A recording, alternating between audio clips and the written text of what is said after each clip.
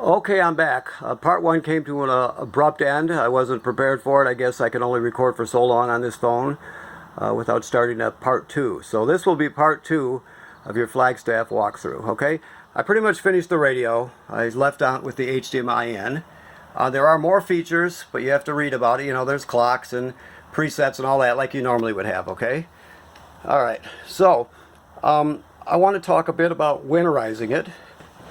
Now, I can't show you how to winterize it. You may already know this, but you cannot get antifreeze into the water heater because it'll leave a really foul taste, okay? It also has a bad smell. So before you pump any antifreeze in, or anytime you have antifreeze in here, you want the water heater in bypass mode. I'm just going to hang my phone over here to show you that there's valves there, okay? Basically, when the handle is parallel with a line, that's the line that's open. So right now the water heater is open. It would run normally. If you put it in the other position, it will bypass the water heater. You'll have to read some videos on it. Whole process, but you have to remember, never get antifreeze into the water heater. Okay? And this is where I'm at right here under the sink for the water heater. Okay? I'm going to go into the back and show you. I mentioned to you when I was looking in the refrigerator that there was a water filter and a water filter canister. Okay, so you come back to here. You see there's hinges on both sides of this door here. This is a number 2 square-headed bit. If you could focus on it. I can or can't. Well, anyway, it's a number 2 square. So every screw in this trailer is number 2 square-headed. So you got to get a bit for your drill if you don't have one. Okay. Alright, so I open this up. This is the canister for the water filter, right? The wrench I showed you, the white plastic wrench, slides up over here, and then you can just spin it off, okay?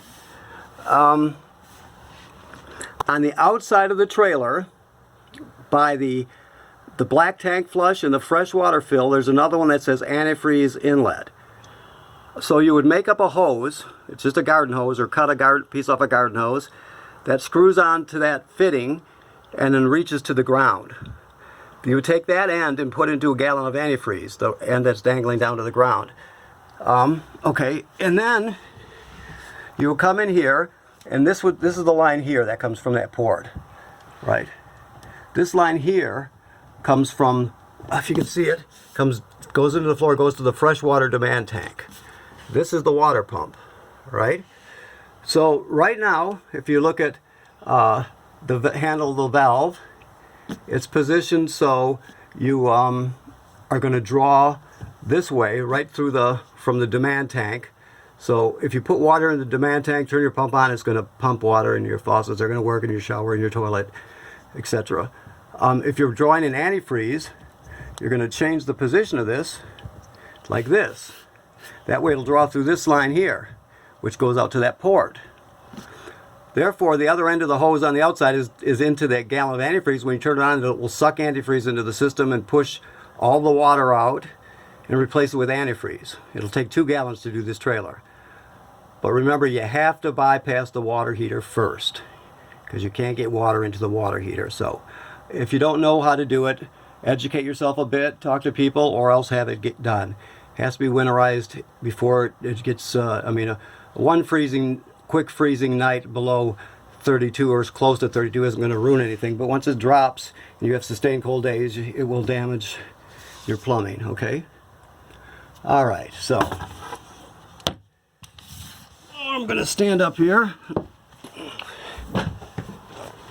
Okay, while we're here, I'll back up to show you where I'm at. There's your wardrobe, your back window. There's a TV backer here. You only have an inch to work with, so if you use screws, they got to be shorter than an inch. But you can hang a backer here. You're going to have to use the one that swings out this way, if you can see it. That way you can see it from your bed. You got video and power there, so just if you're going to get a bracket, get a good one, and that has a wide plate on it. Let me show it this way. A wide plate, mounting plate on it, so you got a good grab on it, and also locks into place.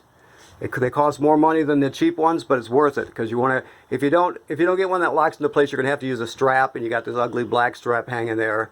So it's worth spending the extra money. Also, while we're here, you have an exit window to escape an emergency. You just pull it out like this, push it through like so. Oops, let me get that better shot of it for you. I'm sorry. And you can use that for ventilation. If you have to escape, you'd push this all the way through, and then you grab hold of this red tab, and you'd pull the screen out. The screen is just held in by clips. You can put it back in but you would just roll out of the trailer basically, and hopefully you don't land on your head. You land on your feet. And by the way, this will also work for bill collectors. If they're knocking at the front door, you can easily just roll out this back window right here, and make your escape. So, okay.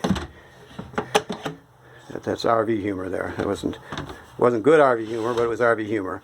You have, just so you know, your shades there's two different textures here. Basically, they're pretty much the same color, but this one is a tighter weave, so you can't see through it. This one is good during the daytime. You can get light in, so you can choose either or. They call them day-night shades, but this one is. It's still a day-night shade, but the night part is not as dark as it is on some. They've been shipping them like this. I guess people still like to get some light through. Okay. All right. So let me set my drill down here. Your bed folds up like so, and that's the outside compartment you can access. It has two drawers. Okay. You have a vent here in your bathroom. It's 4 speeds. You crank it up and down. It's got a vent cover over so you can leave it under in the rain. You turn it on right there. That's a low speed. You push it and it keeps increasing like so, and then off. You always want to run this when you run the shower because you want to pull the humidity out. These Flagstaffs are built super tight now, so the humidity will stay in the trailer. You want to vent it out. All right. I mentioned the GFCI up front. There's the other one that I told you would be in the back. Okay. The shower works like any other shower, except for this thing right here, which is a water miser. It's a recirculator. Basically, it's to conserve water and to conserve space in your gray water tank. So while you're waiting for the water to get hot, it recirculates it. You put it into recirculating mode. It recirculates it, and it'll keep recirculating it and until it gets hot, and then this will turn like a different color blue, and you know it's hot, and then you'll put it back to the regular mode, and it'll work like a regular shower. The idea is while the water's warming up or you're pushing the cold water out of the line, you're not going to be dumping the water into your gray water tank. And you're not going to be, if you're using onboard water from your fresh water tank, you're not going to be wasting that water. It's just to conserve water. Okay. With this feature, this water miser, along with everything else in here, has its own manual in your packet, so you could read up on it. Plus, every RV supplier has videos these days too, so you'll be able to educate yourself if you need to. Okay. Last but not least, and here is the toilet. This is a nice one. It's ceramic. Okay, so we're not hooked up to water. There might be some residual pressure in here, but look at how high it's filled right there, just so you can remember that, because you can change that. So you have a pedal here, and when you flush it, the trap opens and it dumps straight down to the black tank right below it. Okay, so you can't use the toilet dry. So when you first get to your campsite, you hook up your water and you hook up your electricity. Then you come in here and you take a dose of your chemical. You know, chemical comes in liquid, it comes in powder, it comes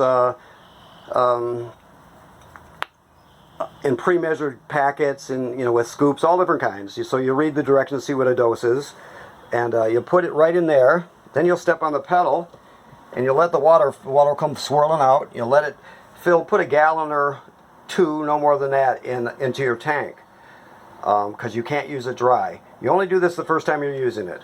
It'll add water as you flush it from that point on. but you always have chemical and water in it when you start off with. If you were going to stay at the campground and you dump the tanks, you would come back in here and repeat the procedure. Chemical and then some water. Alright?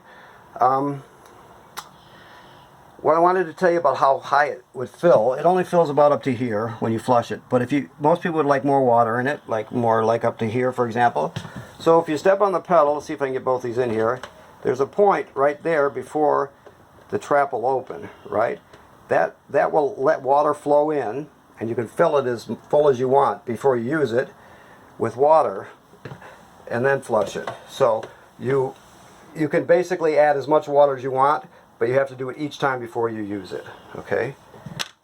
They can't have a bunch of water in there because it would slosh out. Alright, so let me think what I'm forgetting here. I have to go back to the monitor panel, I know you know that. I have to show you the thermostat. That's something I haven't got to. I should have some kind of script here, but I just sort of wing it. Okay, we'll come back over here. So, this is a 2-zone thermostat, but you only use zone 1 because you don't have a second air conditioner on this one, although it is pre-wired like I stated. So, right now we're on heat gas. There's a delay with everything. So, just because you turn something on, you have to wait. You can probably hear it just kicked on now. There's always going to be a lag time turning things on and off, okay?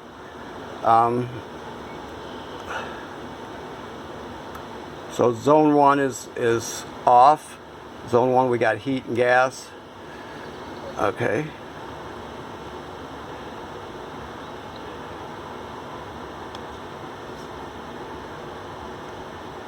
Well, I'm sorry, I'm not pointing at the thing here.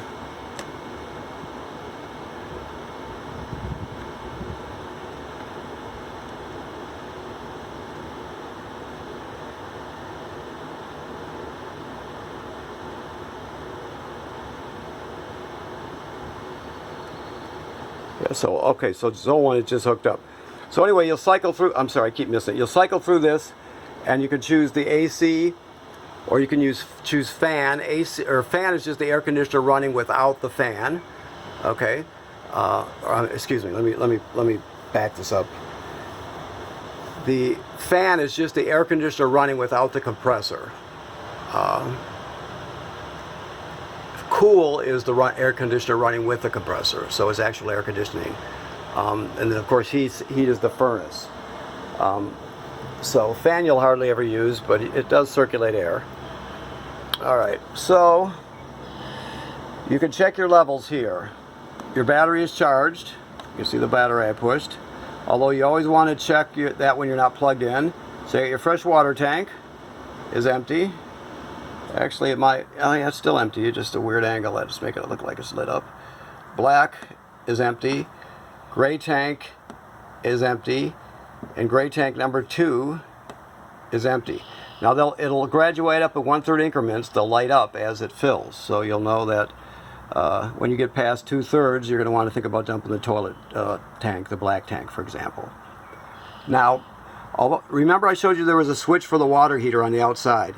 That switch is kind of a holdover from before they had switches inside. Some trailers still don't have an electric switch inside. This has 2 switches. So they're redundant, but you'll always want to make sure the switch on the outside is on before you turn this on, the electric one here. Always make sure there's water in the water heater before you turn it on. You're just going to go like this. That turns on the electric. That lights the gas. It's all automatic. To turn on your water pump, which I told you about, they use for winterizing and more importantly to pump water from your fresh water tank. That's there. And this also has tank heaters, which are like sort of like heating pads that go under each tank and along the plumbing. So it doesn't allow you to camp all year round, but it extends your camping season well into the fall and into the early spring. So it's a good feature. You have all your light switches here, of course, step light there. This here is the Wi-Fi Ranger. So you'll turn that on. It takes a minute or so to warm up. Now the Wi-Fi Ranger is a Wi-Fi booster. The antenna's up on your roof. If you look at this sticker here, if I can focus in on it, you'll look on your Wi-Fi for this here, Sky 4 LTE 7858 it looks like, and that's the one you'll select. If you want to see what the Wi-Fi Ranger sees, you go to this URL right here. This is for your product. Okay, so you'll be able to see everything the Wi-Fi Ranger sees. Also, change me now 7858 is your temporary password. You can change that once you've logged on. Let me show you here. Okay. So the idea is you're going to put the password for your Wi-Fi Ranger into all your phones and tablets. So when you get to the campground, it'll automatically hook up to that, and you'll only have to connect the Wi-Fi Ranger to the public Wi-Fi using this URL. Then it'll boost your signal really, really well. It works really good, and you'll get, instead of getting weak Wi-Fi, you'll get much stronger signal. And also it has a built-in firewall also, so you get a little bit more protection out with that. So there's still another feature with this one. This is because it's the Sky 4 model. You have to pay for that feature, but it involves using a SIM card, and you would pay just like you're paying for another phone or a tablet, whatever. And you can actually hook up to the to use data. Most people don't use that feature unless they do business from their trailer, but it's an option that you can use if you need to. Normally, people just use the free Wi-Fi feature. Now, to learn more about this, you go to their website, you look at their videos. You can also call them, and they can actually have customer service. I think they can actually operate the Wi-Fi Ranger from where they're at. I think they're in Idaho or Utah, like one or the other. So they can help you out with it. But it's very, very self-explanatory. It's a pretty simple thing, but it's a good thing. Okay? All right, so let me just look around to see if I forgot anything. This is probably the most rambling video I've ever done here. It must be too early in the morning, or I don't know. I could come up with an excuse, but it might take me a while. That's your antenna there. It doesn't go up and down. You just rotate it. Okay, behind the TV is your antenna booster, which is right here. See the green light on? Right there. You always want that on, or you get a lousy picture. You can shut it off, but you always want it on. Okay? And that's about it. Let me look around one more time here. It's hard to remember if I did everything, but I think I've pretty much gone through it. If you have more questions, you can call us and we'll talk you through it. You can look at your packet with all the manuals. You can look at online videos, but we can help you out a lot over the phone also. I know it's kind of a pain, but that's what we have to do with the virus, so that's what we do. I want to thank you for buying your Flagstaff from National RV Detroit, and if you have any questions, please let us know. Thank you.